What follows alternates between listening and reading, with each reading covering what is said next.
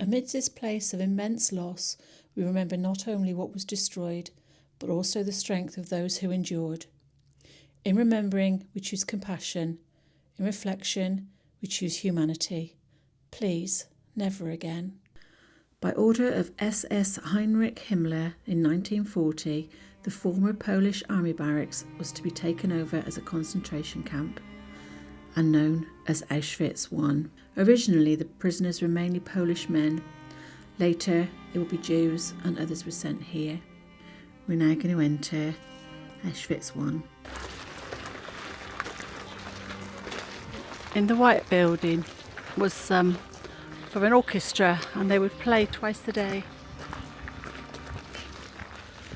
The camp consisted of 22 pre-war brick-built barracks.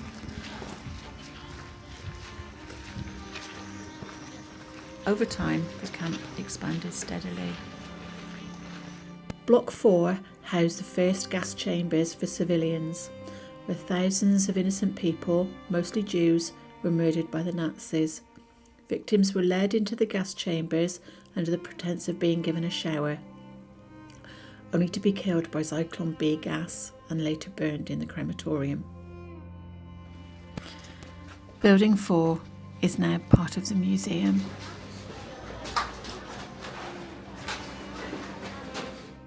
This map shows how far people were made to travel to go to Auschwitz, some taking up to 10 days, where they were then selected. One side was forced labour with atrocious conditions, and the other side was a gas chamber. In June 1940, it saw the beginning of the deportation of Poles. The Nazis sent 140 to 150,000 Polish prisoners to the camp, where half of them perished. In June 1941 was the beginning of deportations of 25,000 prisoners of various nationalities. Half of them perished in the camp. In summer 1941 saw the beginning of deportations of 15,000 Soviet prisoners of war. Most died during the imprisonment, only a few survived. In March 1942, we saw the beginning of deportations of 1.1 million Jews.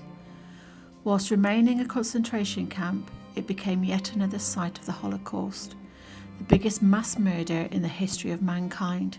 Perpetrated by the Nazis, about 1 million deported Jews were murdered by the SS, mainly in gas chambers.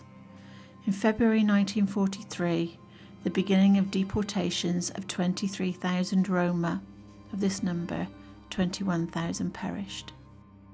The arrival selection was first a separation by sex, and then a separation into either fit or unfit for work, as determined by a soldier, a bureaucrat, or a doctor, after a visual inspection or perhaps a question or two. Children under 16, the elderly, women visibly pregnant, mothers who would not leave their children, the disabled, or anyone visibly weak or ill were ineligible for selection and were immediately murdered in the gas chambers.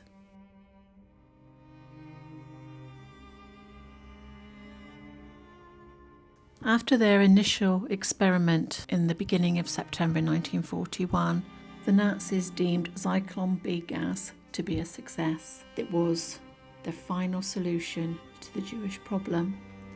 The Nazis went to great lengths to find a mass extermination method that allowed them to reach as soon as possible their goal to annihilate all the European Jewish. Zyklon B gas was originally a pest killer.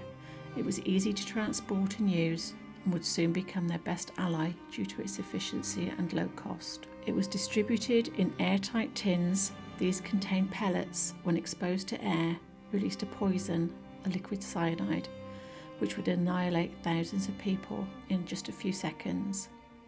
After penetrating the lungs through inhalation, it caused its victims excruciating pain, violent convulsions, and finally, a heart attack. These canisters were mercilessly dropped into hatches. The hatches were sealed, and those in the chambers were just left to die.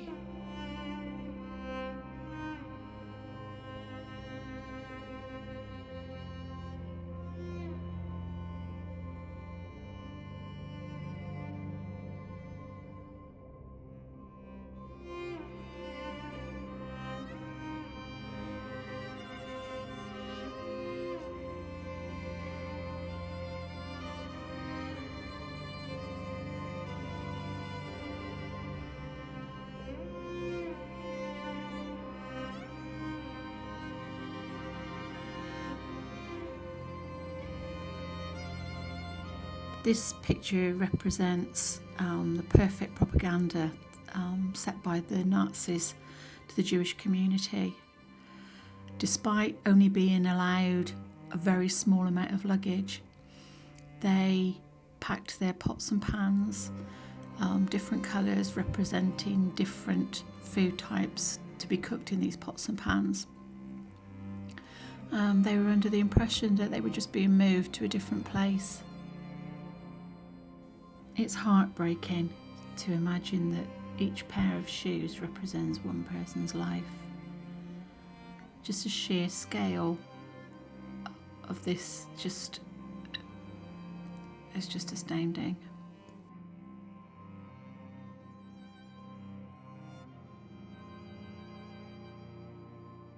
Another piece of propaganda.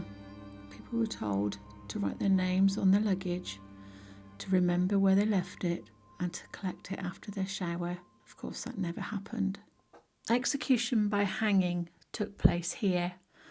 It was in public, during roll call. It was in order to intimidate the other prisoners.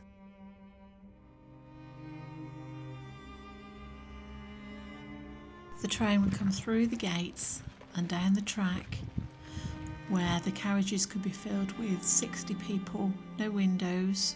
Some may even have travelled for up to 10 days from as far away as Rhodes in Greece or Oslo in Norway. Did like cattle from the carriages, where they would be split and deemed fit or unfit. Those deemed unfit will be sent to the gas chambers. Those that deemed fit will be worked 11 hours a day in dreadful conditions. So everyone arrived in those carriages, and there could have been 60 people in a carriage with no window. They were selected, either gas chamber or put to work. And if it was the gas chamber, this was the road that they had to walk. It was fierce, all of these brick built buildings, but then they made the wooden buildings because they were cheaper. Beyond the forest were even more, but before the liberation the Germans set fire to them so that there'd be less to see. So this is the walk that people would have had to make. They were destined to the gas chamber, having spent goodness knows how long on a train with no water, no food, no light. But they weren't afraid because they were told that they were coming to a good place. Some were even sold houses and sold farms, thinking that they were settling in a new life. They brought all their treasures. All they were allowed was 25 kilos of luggage. So obviously they selected what they thought was the best things, and then all that was taken from them when they got here. This is the gas chamber that was found after the Germans had demolished it. Or one of the gas chambers was demolished just before the liberation. The liberation, thank you, Mark. Just before the liberation. Over 1 million. Because when the train came in, they had the selection process. So the Germans tried to destroy as much evidence as they possibly could of what they were doing. Some of the workers here that were Jewish that were made to work in the gas chambers, they had to watch family and friends go in. And one guy from Greece, he saw his mother arrive and he lied to her and told her it was only a shower, and he went in with her, and so they both perished together. You can't imagine how you've got to then, they were made to remove all of the bodies and then incinerate them. I just can't imagine it. It's such a huge place, much bigger than I imagined it would be. Apparently it's all left as it was. Yeah. The sheer size of the place is just unbelievable. The person that was housed in this building who's actually still alive, and she's 96 next week. It's hard to imagine that each of these buildings would house 1,000 prisoners. There were like bunk beds with 3 levels, and they could hold at least 5 people per bunk. So 15 people in each bunk with 1 blanket. It's so much bigger than I thought.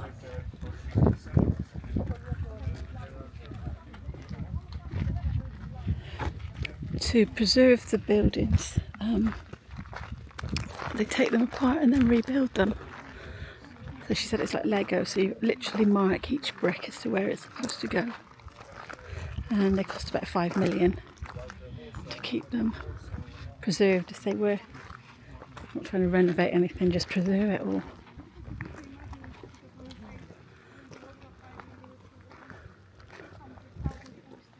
Can't hear any birds.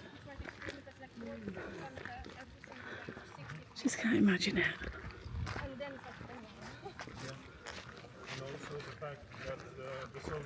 The watchtowers, and then you've got the barbed wire. So it was 80 years ago this year, liberation in 1945. Yeah. And if you made it through the one gate, you still had the other gate.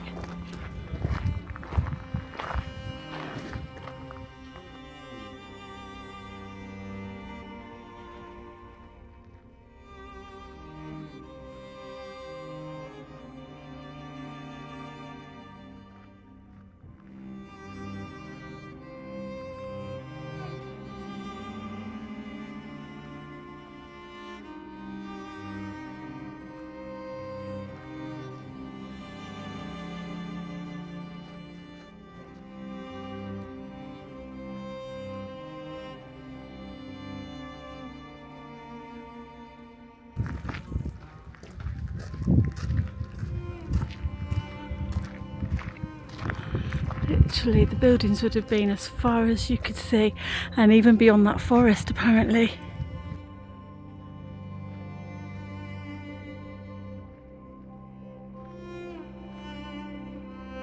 It's a shame that politicians and the leaders don't learn from something like this, so horrendous, and people disbelieve it.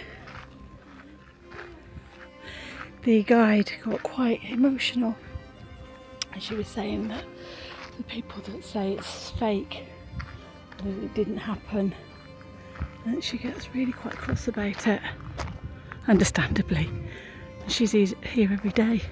Incredible place.